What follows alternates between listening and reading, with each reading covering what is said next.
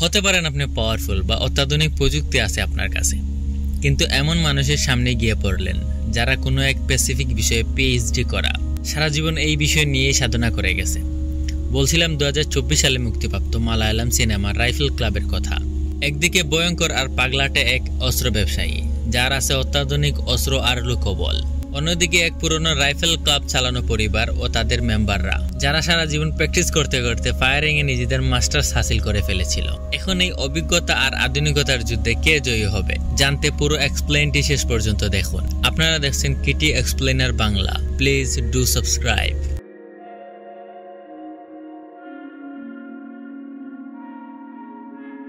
Cinema শুরুতে 1991 সালের বেঙ্গালুরুর একটা ক্লাব দেখানো হয়, যেখানে দয়ানন্দ নামের একজন অস্ত্র ব্যবসায়ী তার ছোট ছেলে বিচ্ছুর জন্মদিন পালন করছিল। তার বড় আরেক ছেলেও আছে যার নাম বীরা।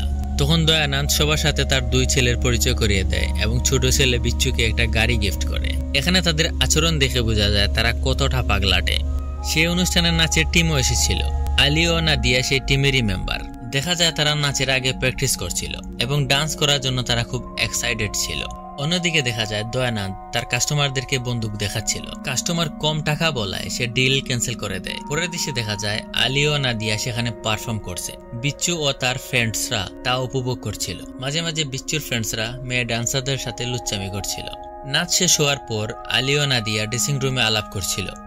তখন সেখানে বিচ্ছু চলে আসে এবং নাদিয়াকে প্রেমের প্রস্তাব দেয়। নাদিয়া তা প্রত্যাখ্যান করলে বিচ্ছু বলে, তাহলে একটা কিস করো, আমি এখান থেকে চলে যাচ্ছি। এটা দেখে আলীর অনেক রাগ উঠলেও সে বিচ্ছুকে বুঝাতে চেষ্টা করে, কিন্তু বিচ্ছু হারামিগিরি করেই যাচ্ছিল। তখন নাদিয়া বিচ্ছুকে চর মেরে দেয়। বিচ্ছু খেপে গিয়ে তার দিকে আসলে আলী এক কিক মেরে বিচ্ছুকে নিচে ফেলে দেয়। জানালা ভেঙে সে গিয়ে সোজা পড়ে বিল্ডিং এর নিচে ডাস্টবিনে। তখন আলী ও নাদিয়া সেখান থেকে পালিয়ে যায়। কিছুক্ষণ পরে দয়ানন্দ বিচ্ছুর এই অবস্থা দেখে তাকে হাসপাতালে নিয়ে যায়। পরের দিন সকালবেলা আমরা শাহজাহাকে দেখি, যে একজন মডেল ও অভিনেতা। তার বাসায় তার মা তার কাছে পাঠানো মেয়েদের চিঠি পড়ছিল। সেখানে মেয়েরা তার জন্য সুন্দর সুন্দর কথা লিখে পাঠিয়েছে। তখন সেখানে এক প্রডিউসার ছিল। সে শাহজাহার মাকে অন্য অ্যাক্টরদের প্রশংসা ভরা খবর পরে শোনাতে শোনাতে বলে, অন্য অ্যাক্টররা চরিত্রের জন্য কয়েক মাস ধরে ট্রেনিং করে, তারপর গিয়ে একটা ক্যারেক্টার ঠিকভাবে পর্দায় করতে পারে। তখন আমরা জানতে পারি প্রডিউসার তার নেক্সট ফিল্মে শাহজাহাকে একজন শিকারী চরিত্রে অভিনয় করাতে চায় এবং সেজন্য সে তাকে বন্দুক চালানো শেখাতে চায়, যাতে ফিল্মে তার অ্যাক্টিং ভালো আসে। এজন্য অবশ্যই শাহজাহাকে রাইফেল ক্লাবে ভর্তি হতে হবে এবং ট্রেনিং নিতে হবে, যার ইচ্ছা তার ছিল না। এজন্য তার মাই তাকে রাজি করাতে পারে। তাই সে প্রডিউসার তার মাকে বলে শাহজাহাকে রাইফেল ক্লাবে যাওয়ার জন্য রাজি করায় এবং তারা সেখানে যাওয়ার জন্য বেরিয়ে পড়ে। তার সাথে তার ভাইও ছিল। তখন আমরা জানতে পারি এই ক্লাব একসময় ইংরেজদের নিয়ন্ত্রণে ছিল। টিপু সুলতানের শাসন আমলে ইংরেজদের কাছ থেকে সেটা উদ্ধার করা হয় এবং সব অস্ত্র জব্দ করে একটা গোপন জায়গায় রাখা হয়। অনেক বছর পর কিছু খ্রিস্টান এই জায়গা দখল করে নেয় এবং এখনো পর্যন্ত তারাই এটার দেখাশোনা ও পর্যবেক্ষণ করছে। এই জন্য এই জায়গার নাম সুলতান বাখেরি। দেখা যায় তারা ক্লাবে পৌঁছে গেছে। ক্লাবে পৌঁছে প্রডিউসার সেখানকার কিছু শিকারী সম্পর্কে শাহজাহাকে বলে। পরের দৃশ্যে আমরা আবরান নামক একজনকে দেখতে পাই, যে ছিল এই ক্লাবের সেক্রেটারি এবং পুরো ক্লাবের সব দায়িত্ব তার উপরেই ছিল। তখন সে শাহজাহার সাথে অনেক কথাই বলে। সে তার পূর্বপুরুষের শিকারের কাহিনী সবাইকে শোনাতে থাকে এবং শেষে তারা তাদের সংগ্রহে থাকা বিভিন্ন বন্দুক দেখতে থাকে এবং সেগুলো সম্পর্কে সবাইকে বলে। আবরান তখন শাহজাহাকে বন্দুক ধরতে বলে। তার বন্দুক ধরার স্টাইল দেখে সবাই হাসতে থাকে। তখন শাহজাহার ভাই বন্দুকের দাম জিজ্ঞেস করে। আবরানের ওয়াইফ সিসিলি তাকে বলে, এসব বন্দুকের মালিক হয় না, ওয়ারিশ হয় এবং এইসব টাকা দিয়ে মূল্যায়ন করা যায় না। পরে আবরান তাদেরকে এক আন্ডারগ্রাউন্ড স্টোরের সামনে নিয়ে যায় এবং বলে ভিতরে তাদের অনেক পুরনো বন্দুক জমা রাখা আছে, সেগুলো সেই ইংরেজ আমলের। তখন সেখানে গর্জো নামের এক লোক আসে। সে আবরানকে সেই স্টোর সম্পর্কে বলতে বলে। আবরান সেই স্টোর সম্পর্কে সবাইকে বলে ঠিকই, কিন্তু তাদেরকে সেটা খুলে দেখায় না। তারপর আবরান শাহজাহাকে তার বাবা ও এই ক্লাবের সংস্থাপকদের একজন কাগুলাপ্পানের সাথে পরিচয় করায়, যে হুইল চেয়ারে ছিল। বন্য শুয়োর শিকার করার সময় সেটার আক্রমণে তার এই অবস্থা। পরে আবরান শাহজাহাকে তার বোন কুঞ্জুমাল সহ পুরো পরিবারের সাথে পরিচয় করায়। ক্লাবের 3 সংস্থাপক ছিল। এখন সেই 3 পরিবারের সদস্য এই ক্লাবের মেম্বার। রাতে দেখা যায় সবাই একসাথে ডিনার করতে বসছে এবং তখন তাদের মধ্যে অনেক কথাবার্তা হয়। আবরান তখন শাহজাহাকে রাইফেল ক্লাবের মেম্বার হিসেবে ঘোষণা করে। তারপর সবাই সিনেমায় শাহজাহার কিসিং সিন নিয়ে মজা করে। কথার মাঝখানে আবরানের বাবা আবরানকে বলে, এখানে সবাই জানে তুমিও তোমার বউ নেশা অবস্থায় শিকার করতে যাও এবং অন্যের শিকার নিজের বলে চালিয়ে দাও। এই কথায় সেখানকার সবাই খুব হাসে এবং আবরান ও তার বউয়ের অবস্থা খারাপ হয়ে যায়। পরের দৃশ্যে দেখা যায় আবরান শিকারে যাওয়ার জন্য প্রস্তুত হতে থাকে। তখন তার বউ এসে তাকে বলে সে বাবা হতে চলেছে। এই খবর শুনে আবরান খুব খুশি হয়। তখন শাহজাহাকে খুঁজতে খুঁজতে তার কাজিন ভাই আলী ও নাদিয়া সেখানে চলে আসে। এসে সে সব কথা শাহজাহাকে খুলে বলে। এখনো দয়ানন্দের গুন্ডারা তাদের পিছে পড়ে আছে। এসব কথা শুনে শাহজাহান অনেক ভয় পেয়ে যায়। তখন সেখানে আবরান আসে, কিন্তু শাহজাহান তাকে সেসব কথা বলে না। সে বলে এরা দুজন পালিয়ে বিয়ে করেছে, তাই আমাকে খুঁজতে খুঁজতে এখানে চলে এসেছে। আবরান বলে ভালো করেছো। সে তখন তার নিজের বিয়ের কথা সবাইকে বলে, কিভাবে তার বউয়ের সাথে পরিচয় এবং বিয়ে। পরে সে তার বউকে আলী ও নাদিয়ার খেয়াল রাখতে বলে শাহজাহানকে নিয়ে শিকারে বেরিয়ে পড়ে। যদিও শাহজাহান আজকে যেতে চাচ্ছিল না, কিন্তু আজকে চাঁদনির রাত হওয়ায় আবরান তাকে নিয়ে বের হয়ে পড়ে। সে বের হওয়ার পরই সেখানকার সবাই আবরানকে নিয়ে মজা করতে থাকে। আবরান চলে যাওয়ার পর নাদিয়া ও আলী পরিবারের সবাইকে সত্য কথা বলে দেয়, কারণ তারা তাদেরকে দুঃখায় রাখতে চাচ্ছিল না। তখন সিসিলি তাদের বলে, তোমরা টেনশন নিও না, আমরা সবাই মিলে ব্যাপারটা দেখে নিব, কারণ তুমি শাহজাহার কাজিন হও আর সে এখন আমাদের ক্লাবের মেম্বার। পরের সিনে দেখা যায় তারা ক্লাবের ভিতরে একটা বারও বানিয়ে রেখেছে। সবাই মিলে সেখানে ড্রিঙ্কস করছিল আর কেউ কেউ নাচছিল। বাইরে ইতিয়ানাম ও তার বোন সিগারেট খাচ্ছিল। তখন সেখানে বীর আসে এবং বুঝতে পারে এখানে আলী ও নাদিয়া আছে। তাই সে সেখানে ঢুকে ইতিয়ানামের সাথে বেয়াদবি করে কথা বলতে থাকে এবং বলে, ক্লাবের ওনার কোথায়? এখানে কি কোনো পুরুষ মানুষ নেই? তখন ইতিয়ানাম তার পিস্তল বের করে সেটা বীরের নিচে লাগিয়ে বলে, আমি পুরুষ, বল কি বলবি। তখন বীর সেখান থেকে ভয় পেয়ে বের হয়ে যায়। বাইরে গিয়ে সে তার বাপকে ফোন করে সব বলে। তখন দয়ানন্দ তাকে কিছু না করতে বলে আমি আসছি। বীর বলে, এখানে কয়েকজন বুড়া লোকজন আছে আর আমি জানি আলী ও নাদিয়া এখানেই আছে, আমি একাই ক্লাব উড়িয়ে তাদের নিয়ে আসি। কিন্তু তখন দয়ানন্দ অনেকভাবে বুঝিয়ে তাকে মানায় আর বলে, যে মহিলা তোকে অপমান করেছে আমি তাকে মেঙ্গালুরুর রাস্তায় উলঙ্গ করে দৌড়াবো, তুই শুধু একটু অপেক্ষা কর। তখন বীর বাপের কথা মেনে নেয়। তখনই দয়ানন্দের এক লোক এসে তাকে বলে, বিচ্ছুকে কোথায় নিয়ে যাব, বাসায় নাকি শ্মশানে? এটা শুনে বীরের মাথা নষ্ট হয়ে যায় এবং সে তার বাপকে জিজ্ঞেস করে, বিচ্ছু কি মারা গেছে? তখন দয়ানন্দ মিথ্যা কথা বললেও তার হাব ভাবে বীর বুঝে যায় বিচ্ছু মারা গেছে। সে তখন ফোন রেখে তার লোকদের বলে, বাবা আদেশ দিছে ওখানে সব লোককে মেরে ওদের দুজনকে নিয়ে যেতে। তারপর তারা ক্লাবে যাওয়ার জন্য বেরিয়ে পড়ে। ওইদিকে ক্লাবে সবাই মিলে বীরকে নিয়ে কথা বলছিল। তখন গুর্জু ইতিয়ানামকে বলে, তোমার এমন করা উচিত হয়নি, ও দয়ানন্দের ছেলে। ইতিয়ানাম বলে, সে যেই হোক আমরা তাকে দেখে নিব। ওইদিকে জঙ্গলে আবরান শাহজাহানকে একটা বন্য শুয়োর শিকার করতে বলে। শিকার করার সময় কোন কোন বিষয় মাথা রাখতে হবে তা সে তাকে বুঝাচ্ছিল। তখন শাহজাহান সেই শুয়োরকে গুলি করে। প্রথমে সেই শুয়োর মাটিতে পড়ে গেলেও পরে উঠে আবার তাদের দিকে আসতে থাকে। এটা দেখে সবাই ভয় পেয়ে যায়, কিন্তু কাছে আসতেই আবরান সেটাকে গুলি করে মেরে ফেলে।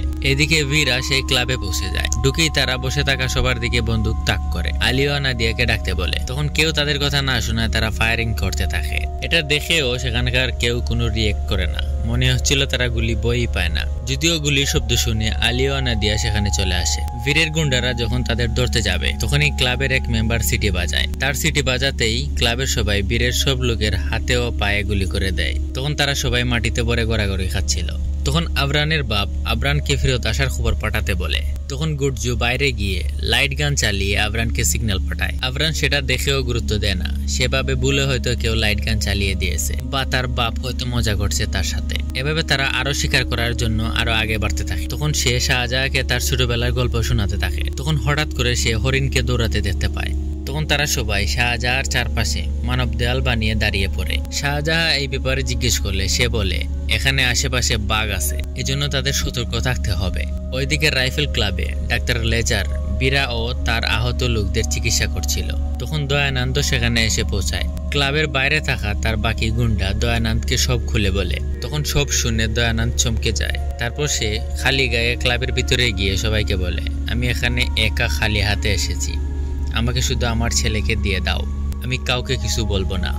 তখন বাপের কণ্ঠ শুনে বীর চিকিৎসা না করেই সেখান থেকে উঠে চলে আসে। ডাক্তার লেজার তাকে এই মুহূর্তে তার চিকিৎসার গুরুত্ব বুঝালেও সে তার বাপের সাথে বাইরে চলে যায়। দয়ানন্দ বীরকে নিয়ে সেখান থেকে চুপচাপ চলে যায়। এদিকে এই অবস্থায় সিসিলি বুঝতে পারে এখন এখানে আবরানে থাকা কতটা জরুরি। সে আবারও লাইট গান চালায়, তবুও কোনো রেসপন্স না পেয়ে সে তার কুকুর রুবির গলায় একটা চিরকুট দিয়ে তাকে আবরানের কাছে পাঠায়। ওইদিকে আবরান সহ সবাই গোল হয়ে বাঘের আসার অপেক্ষা করছিল। এর মাঝে সে শাহজাহাকে নতুন নতুন নিয়ম শিখাচ্ছিল। যে শিকারের নিয়ম, যে পশু শিকার করা হবে তাকে খেয়ে নিতে হবে, না হলে অন্য পশু এসে সেটাকে খেতে চাইবে। দেখা যায় তারা কথা বলা অবস্থায় বাঘ তাদের আশেপাশে ঘোরাফেরা করছে।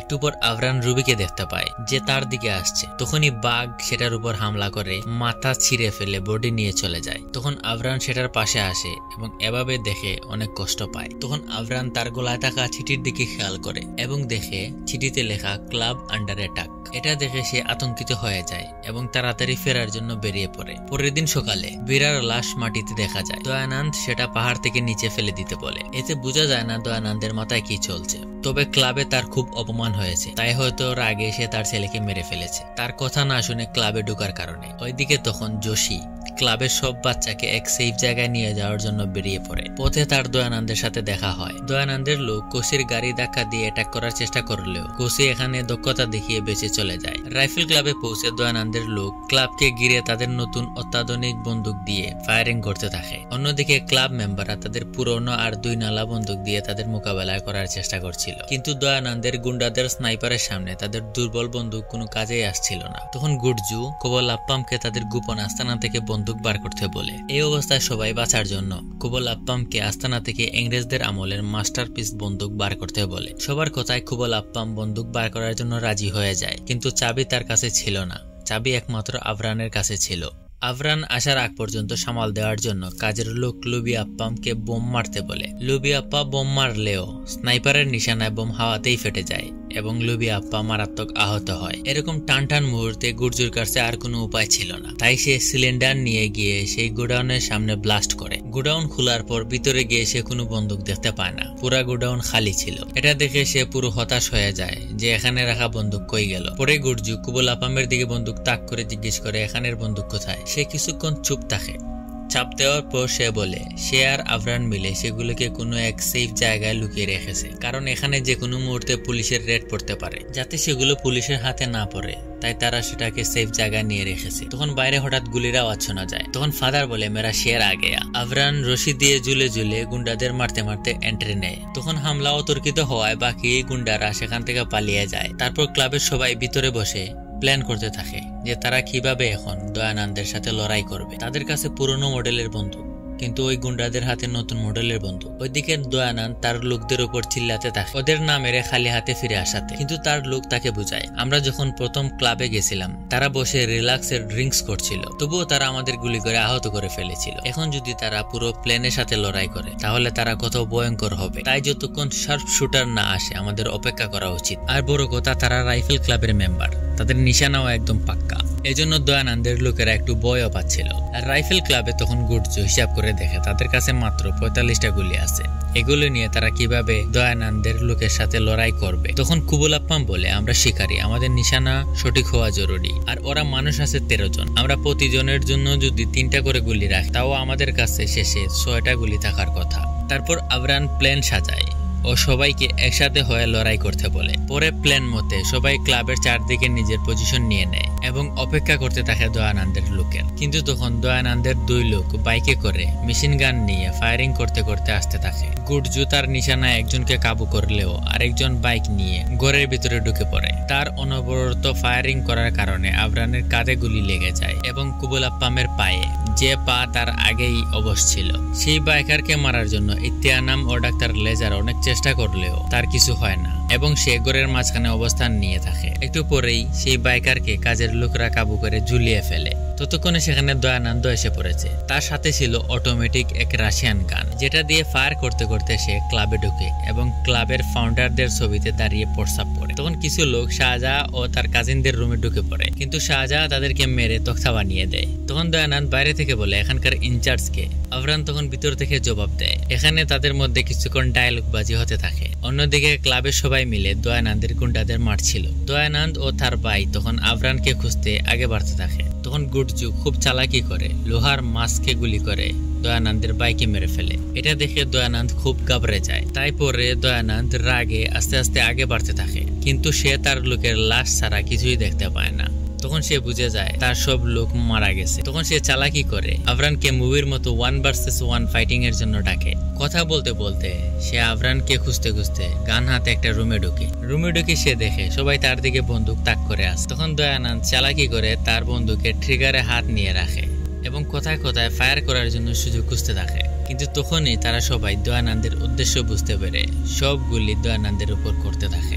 দয়ানন্দ সেখানেই মারা যায় তার সব সঙ্গী সহ। তারপর সেই ক্লাবের লোকজন ঠিক আগের মতো তাদের জীবন কাটাতে থাকে যেন এখানে কিছুই হয়নি। ধন্যবাদ সবাইকে। ভিডিওটি ভালো লাগলে চ্যানেলটি সাবস্ক্রাইব করতে ভুলবেন না। আর এক্সপ্লেইনটি কেমন লাগলো কমেন্ট করে জানাবেন।